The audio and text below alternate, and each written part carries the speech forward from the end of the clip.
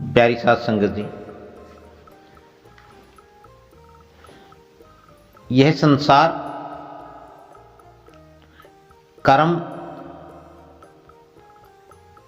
और कर्म के फल स्वरूप है। इस संसार में हम जो भी देखते हैं वह सब कर्म के कारण से है। जो हम पा रहे हैं वह उस कर्म का फल है।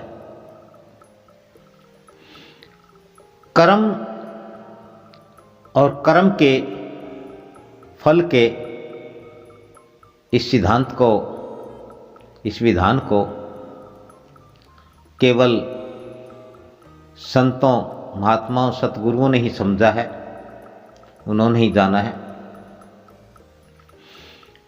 जबकि आम आदमी ने तो इसे न जाने क्या मान लिया। मनुष्य कर्म के फेर में ऐसा विचलित हो चुका है, या यूं कहें इतना उलझ गया है, उसे यह तक एहसास नहीं रह गया है कि कर्म क्या है, कर्म का फल क्या है, वह कर्म करता ही क्यों है और उसे कर्म के बदले क्या मिलने वाला है, या उसे जो मिल रहा है वह उसके कर्म का ही फल है। सच में मनुष्य कर्म, कर्म का महत्व, कर्म का अर्थ नहीं जानता, और वह जो जानता है वह सिर्फ यही जानता है कि वह करता है, और यह करता मनुष्य का अहंकार बन गया है, और इस अहंकार के कारण मनुष्य को और अनेकों विषय और विकारों ने घेर लिया है, उन्हें दबोच लिया है। लेकिन मनुष्य को यह बात समझ में नहीं आती है, इसलिए ही कोई विरला, या यूं कही कि कोई साधु संत, सतगुरु, महात्मा ही इस आशय को, इस कर्म को, कर्म के खेल को, कर्म के सिद्धांत को, कर्म के फल को, जीवन के अर्थ को समझ पाए हैं, जान पाए हैं, और वो फिर उसी के अनुसार अपना कर्म करते हैं। एक बार एक गुरु और शिष्य अपनी यात्रा पर जा रहे थे। पैदल के जमाने हुआ करते थे, कोई साधन नहीं था। अमीर लोगों के पास घोड़े गाड़ियां वगैरह होते थे। थोड़ा और ज़्यादा स्याही हो जाता था तो उसको सजा संवार करके रथ का रूप दे दिया जाता था। लेकिन आम आदमी और साधु संत महात्मा पैदल ही चलते थे।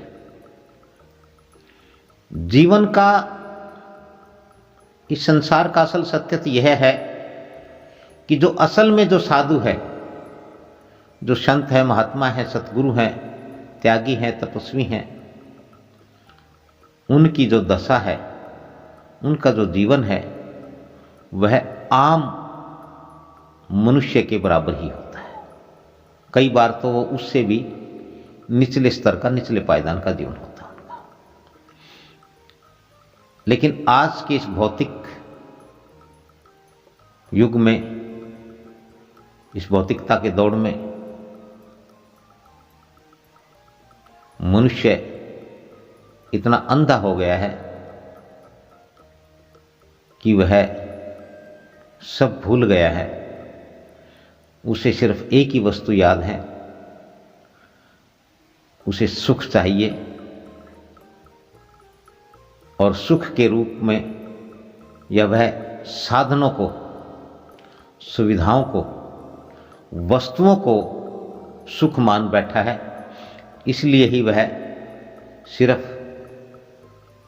भौतिक वस्तुएं प्राप्त करने में लगा हुआ है, जुटा हुआ है। लेकिन मनुष्य का सारा सुख जो है वो या तो समाप्त हो चुका है या समाप्त हो रहा है। इन भौतिकता की वस्तुओं की चाह में या इनको पाकर के मनुष्य दुखी और दुखी होता जा रहा है। इस प्रकार गुरु और शिष्य जब अपनी यात्रा पर जा रहे थे तो काफी चलने के बाद एक जगह उन्हें एक तालाब रास्ते में मिला। वहाँ पेड़ पौधे अच्छे थे, हरियाली थी, ठंडी छाया थी। तो गुरु शिष्य ने विचार किया कि यहाँ कुछ देर आराम करते हैं, पानी पिएंगे, अपनी थोड़ी सी थकान कम करके फिर अपनी यात्रा पर चल पड़ेंगे। गुरु जी आराम करने लगे और शिष्य वहाँ तालाब के किनारे एक मछुआरा मछलियां पकड़ रहा था। अब शिष्य चूंकि नया नया था और नए व्यक्ति को, कोई भी व्यक्ति नया कहीं भी हो, कोई काम सीखता है तो उसे चाव अधिक होता है। तो उसने मछुआरे से कहा कि तुम ये पाप क्यों कर रहे हो? तुम इन मछलियों को पानी से निकालते हो, ये तड़प तड़प करके मर रही है, तुम्हें इन हत्याओं का पाप लगेगा, तुम्हें यह सब भोगना पड़ेगा। मछुआरे ने कहा, आपका रास्ता अलग है, मेरा रास्ता अलग है, आप अपना काम करिए, मुझे मेरा काम करने दीजिए। मैं तो इसके अलावा ना कुछ और जानता हूँ, ना मैं करता हूँ, ना मैं कर सकता हूँ, और कोई पाप पुण्य नहीं होता। ये तो सब परमात्मा का बनाया हुआ है, ये तो परमात्मा का खेल है। परमात्मा ने जिस जिसको जो जो दिया है वह उसके अनुसार ही दिया है। और इस प्रकार से उस शिष्य की और उस मछुआरे की वार्ता लंबी हो गई। अंतहीन वार्ता को देख करके गुरु जी वहाँ पहुँचे और गुरु ने अपने शिष्य से कहा कि इस वार्ता का कोई अंत नहीं होने वाला है, इससे कुछ नहीं निकलने वाला है और इसको यहीं समाप्त कर दिया जाए। ये इसका कर्म है, जब कर्म फल भोगने को मिलेगा तो शायद इसे एहसास हो, और यदि ना भी हो तो ये संसार का अर्थ है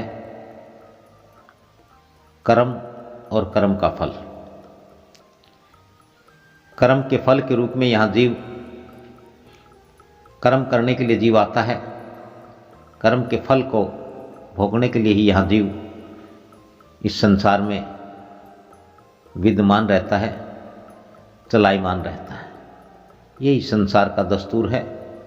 जिन्हें मोक्ष और मुक्ति का